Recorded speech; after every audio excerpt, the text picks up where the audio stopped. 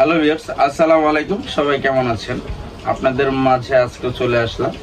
তো খুবই আনন্দিত আমি, যেহেতু আপনাদেরকে অনেক আমি হেল্প করতেছি, অনেকের সুবিধা হচ্ছে, অনেকের ম্যাক্সিমাম মানুষ এই কথাটাই বলতেছে। হ্যাঁ, কিন্তু বাট আমি যে ভিসাগুলো দিচ্ছি সেগুলোতে আগ্রহ মানুষের কম দেখতেছি, জানি না কেন। ম্যাক্সিমামই যারা ফোন দিচ্ছেন আপনারা দেখতেছি একটু নেগেটিভ মাইন্ড আছেন। সমস্যা নেই, আপনি নেগেটিভ মাইন্ডেই থাকুন, এটা আপনার ব্যক্তিগত ব্যাপার। বিশ্বাস কাউকে না কাউকে তো দুনিয়াতে আপনার করতে হবে। তো যেহেতু যে কোনো না কোনো এজেন্সিতে আপনার যেহেতু বিদেশ যেতে হবে, আর আপনি চাইলে তো নিজে নিজে বিদেশ যেতে পারবেন না।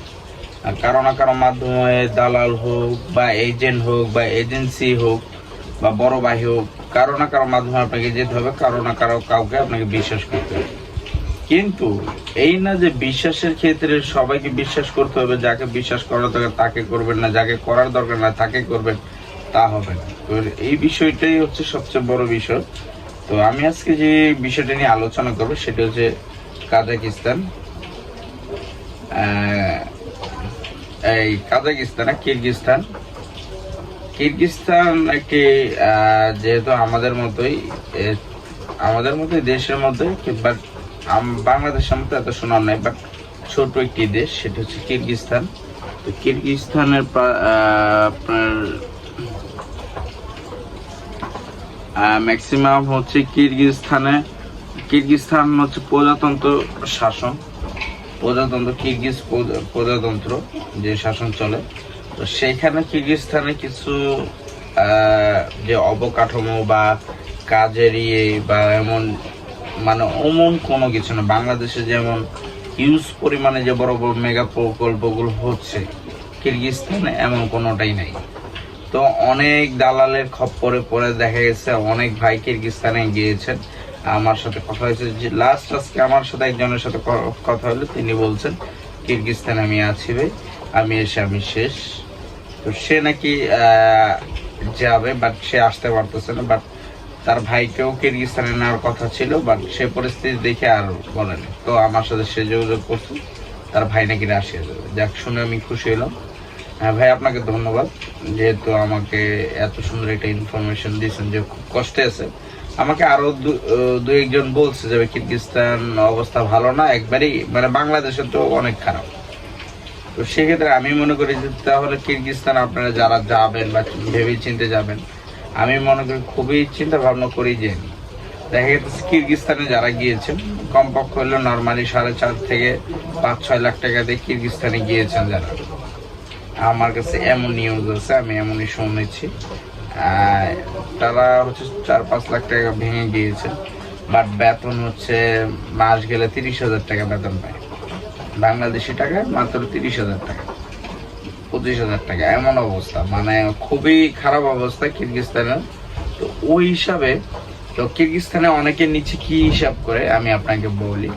কিরগিজস্তান কিন্তু একটি রাশিয়ার একটা সময় সোভিয়েত আমলে ওই সময় একটি অংশ ছিল। তাকে বলতেছে রাশিয়ার একটি অংশ, সেই রাশিয়া একটা ইউরোপের অংশ। সেই ক্ষেত্রে কিরগিজস্তানকে একটা ইউরোপ বানিয়ে ফেলছে অনেকে। এই খপ্পরে পরে তারা হচ্ছে কিরগিজস্তানে যাচ্ছে, বাট কিরগিজস্তানে কোনো এম্বাসি নেই বাংলাদেশে। তো সেক্ষেত্রে কিরগিজস্তানে যে যারা ফেসে গিয়েছে, আসতে পারতেছে না, যেহেতু বাংলাদেশে কোনো এম্বাসি নেই, কোনো দূতাবাস নাই। সেই ক্ষেত্রে কিরগিজস্তানে বাংলাদেশ সহযোগিতা করার মতো কোনো কিছু নাই, জাস্ট এয়ারপোর্টটাই আছে ল্যান্ড করার মতো। তো সেই ক্ষেত্রে মানুষ যেসব বর্ণনা দিয়েছে, খুবই ভয়াবহ অবস্থা, থাকা খাওয়া খুবই কষ্ট। মানে বাংলাদেশের মধ্যে থাকা খাওয়া মানে জীবন ম্যাক্সিমাম হচ্ছে কিরগিজস্তানটা হচ্ছে মূলত ট্যুরিজম প্লেস, টুরিস্ট প্লেস। পৃথিবীর বায়ুমণ্ডলের বাইরে যদি আমরা কিরগিজস্তানকে দেখি, তাহলে দেখা গেছে পৃথিবীর নকশায় কিরগিজস্তানটাকে সবুজ আকারে দেখায়, মানে উঁচু উঁচু পাহাড়, সবুজ বন, এগুলো দেখায়। বাট অন্যান্য কোনো অবকাঠামো নাই। এর আয়তন হচ্ছে 1,99,901 কিলোমিটার। হ্যাঁ,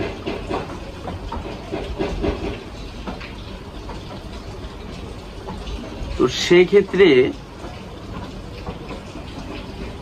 জনসংখ্যা আপনার এখানে প্রায় আছে 2020-এর আনুমানিক হিসাব অনুযায়ী, আদমশুমারি অনুযায়ী এখানে তাদের লোক আছে হচ্ছে 65,86,600 জন।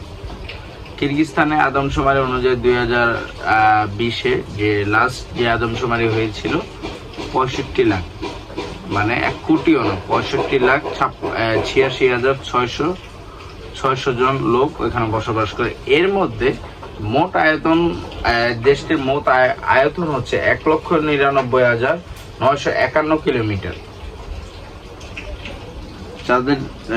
তাদের হচ্ছে জিডিপি 2019 আনুমানিক $35.324 বিলিয়ন মার্কিন ডলার।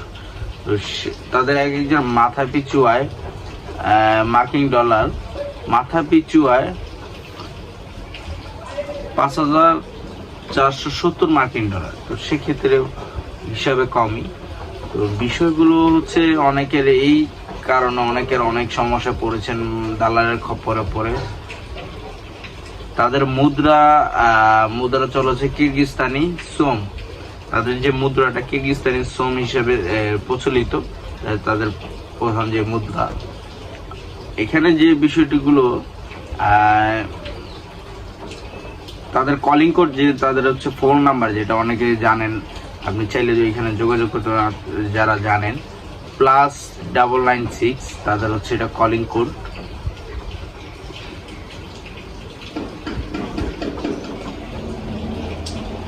এরপর আর ওইখানে ধর্ম মুসলিম ধর্ম, 90% হচ্ছে মুসলিম ধর্ম, 80% হচ্ছে খ্রিস্টান ধর্ম,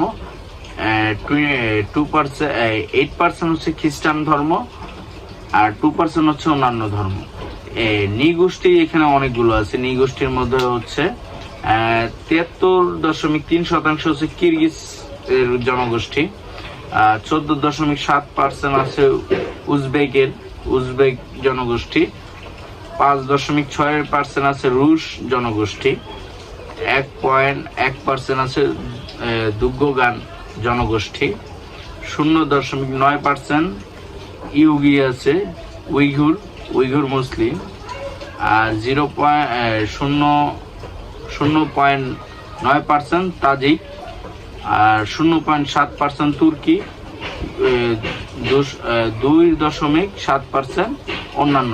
এগুলো এতটুকুই জনগোষ্ঠী তাদের আছে। তাদের সরকারি যে ভাষা সেটি হচ্ছে কিরগিজ, আর সহ দাপ্তরিক যে ভাষা সেটি হচ্ছে রুশ। সেখানে অনেকে হচ্ছে রাশিয়া বলে অনেকে পাঠাইছে, আবার অনেকে আমি এটাও শুনছি 4 লাখ টাকাও নিয়েছি, কেউ 3 লাখ টাকা দিয়েও পাঠাইছে। বাট ওইখানে কাঙ্ক্ষিত যে যেখানে ফলাফল যারা গিয়েছেন যে ফলাফল পেয়েছেন, বাট অমন কোনো কিছু নাই, কোনো কাজ কামি নেই, মানে খুবই বাজে অবস্থা, মানে কাজের কোনো অস্তিত্ব নাই।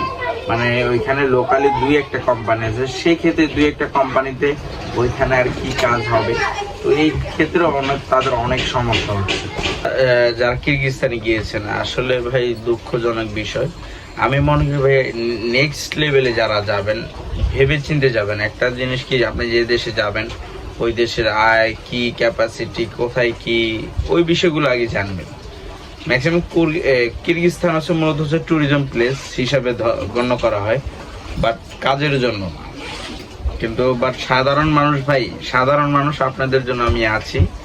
তো যারা সাধারণ মানুষ অবশ্যই যায় এখানে, কেউ না কেউ মানুষ আছেন যারা বোঝেন, শিক্ষিত ভাই, অবশ্যই সাধারণ মানুষের কাছে আমার চ্যানেলটি শেয়ার করে দিবেন, তাদের কান পর্যন্ত যে জানি পৌঁছে আমার কথাগুলো। সেক্ষেত্রে এইসব বিষয়গুলো সবসময় ধারণা রাখবেন, নলেজ রাখবেন। কিরগিজস্তানটা বিষয়টা, দেশটা কেমন, হুট করে যে যাবেন দালালের খপ্পর পরে ভাই, এই দায়ভার কিন্তু আমিও নিব না, দেশ কর্তৃপক্ষও নিবে না, কিন্তু ভুগতে কিন্তু আপনারই হবে। ওইখানে যে রাজধানী, কিরগিজস্তানের যে রাজধানী, এটা নাম বলা হয় হচ্ছে বিশকেক, বৃহত্তম নগরী বা বসতি বলা হয়, ঠিক আছে, বৃহত্তম নগরী ও বসতি বলা হয়। কিরগিজস্তানের সবচেয়ে ঘনবসতি যেটা হচ্ছে রাজধানী বিশকেক, আর কোথাও নাই কিরগিজের। তো এই বিষয়গুলো ভাই আপনাকে অবশ্যই সবসময় মনে রাখতে হবে। তাদের কিছু প্রাথমিক ইতিহাস আছে। ডেভিড সি কিং এর মতো সিথিয়ানাররা বর্তমান কিরগিজস্তানের আদি বসতি স্থাপনকারী ছিল।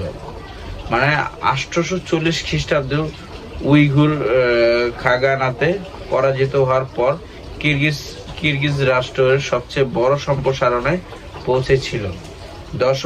দশম শতাব্দী থেকে কিরগিজরা থিয়েন শান পর্বতমালা পর্যন্ত স্থানান্তরিত এবং হয় প্রায় 200 বছর ধরেই এই অঞ্চলে তাদের আধিপত্য বজায় রাখে।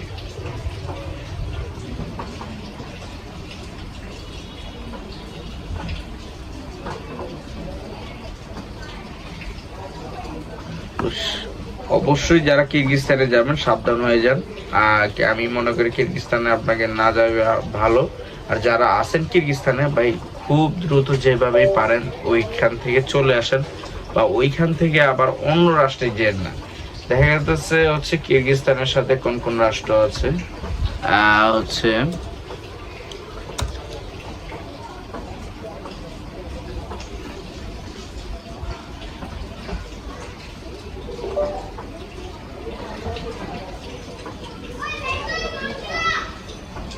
তো কিরগিজস্তানের সাথে যে রাষ্ট্রগুলো আছে, কিরগিজস্তান থেকে আবার কাজাকিস্তান খুব বড়, এরপর আছে মঙ্গোলিয়া, আফগানিস্তান, তুর্কমেনিস্তান, পাকিস্তান, নেপাল, একটার পর একটা আছে। মানে কিরগিজস্তানের সাথে যে দুইটি দেশ আছে সেটি মেন যে বড় বড় যে দেশ 4টি আছে, সেটার মধ্যে হচ্ছে চায়না আছে, কাজাকিস্তান আছে,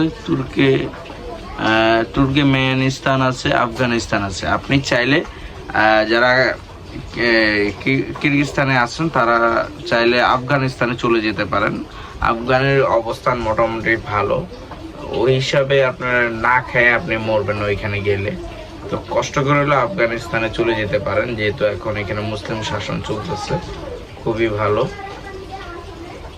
আর সবচেয়ে ভালো হবে যদি রাশিয়ায় ঢুকতে পারেন ওদিক দিয়ে কোনোটার সাথে, যে ওইটা হলে আরো বেশি ভালো। তো সেই ক্ষেত্রে এখানে যে দেশগুলো আছে,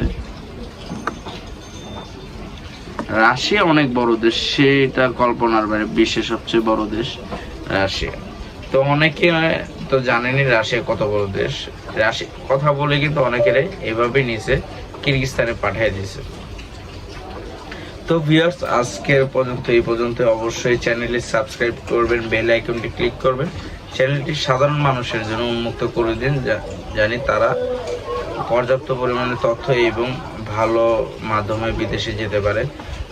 নবীন ফ্লাই ওয়ার্ল্ডের ট্রাস্টেড পার্টনার আপনাদের, অবশ্যই যোগাযোগ করুন।